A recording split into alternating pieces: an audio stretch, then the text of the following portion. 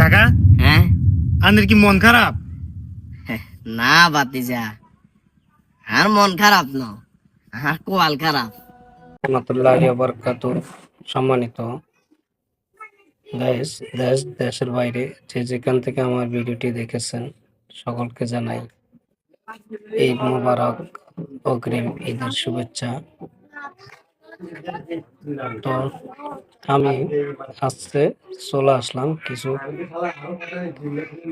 কষ্টের একটা ভিডিও নিয়ে। আশা করি আপনারা ভিডিওটি ফুল দেখবেন, কোথাও না কোথাও আপনাদের ভালো লেগে যাবে।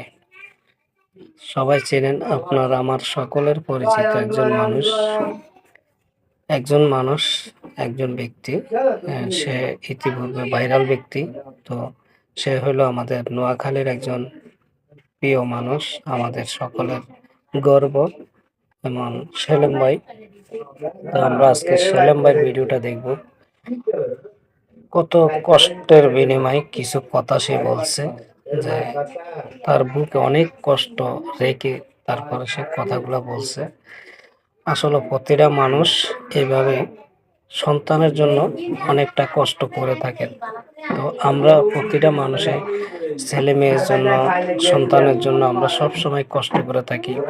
মানুষের বাড়ি কাজ করে, মানুষের বদলা দিয়ে, মানুষের ওইটা করি সেটা করি, আমরা টাকা উপার্জন করার জন্যই আমরা এতটা কষ্ট করে, আর সেই কষ্ট করে টাকা উপার্জন করে ওই টাকা নিয়ে ছেলে মেয়েদেরকে আমরা মানুষ করার চেষ্টা করি। তো সম্মানিত গাইস, আমি কথা বেশি বাড়াবো না। তো আপনারা আমাদের এই প্রিয় প্রাণপ্রিয় একজন ভাই সেলিম ভাই, এই সেলিম ভাইয়ের কথাগুলো আপনারা শুনে যাবেন।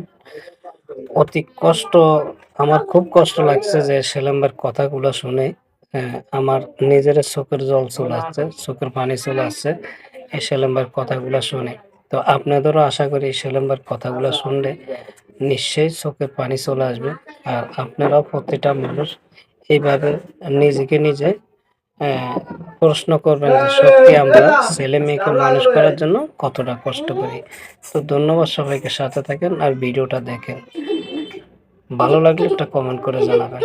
ধন্যবাদ সবাইকে। একজন ব্যর্থ বাবা বাতিজা, এই যে আরুত, আমি আরুতের জন্ম দিছি, যতটুকু সম্ভব লালন পালন করছি। হেতু এমন এমন হলো আইনের লগে ঘুরে, এগুন এক ইজ্ঞার মার্কেটের বাজেট আর গোড়া 1 মাসের রুটি রুজি।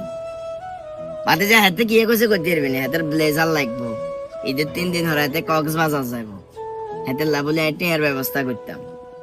কিন্তু হাতে কোন গরতুন বড্ড হয়েছে, হাতের বাপে কি করে, হাতের বাপে কোন জায়গায় কতটুকু কষ্ট করে, এই জিনিসটা হাতে একবার লেও চিন্তা করে না। সারা দিন একবার হাতে জমিনে, একবার হাতে জমিনে কাজ করি। কতজনে আরে থাতি মারে, মনে যায় কোনো ছোট বয়সে। হেতো স্বাস্থ্য ভাগ্য আছে, হেতে গতকাল আরো ধাক্কা দিছে, যে এত স্লো করে কাজ যদি করেন সামনে তুমি কাজ আইবার দরকার নেই। তারপরও আমি এগুলো জিম কিছু সহ্য করে থাকি। আর খেয়াল যে আর লাগা যদি মানুষের মতো মানুষ হয়, অন্তত পক্ষে কষ্ট গুলা লাগাও বেব, অন্তত পক্ষে কষ্ট গুলা আমি বলি থাকতে আর। কিন্তু আর হলাও এমন ভাবে কথাবার্তা কয়, মনে হয় আর পকেটে টেয়া থাকা সত্ত্বেও আয়ের হলারে মার্কেট করে দিই না, কেনাকাটা করে দিই না।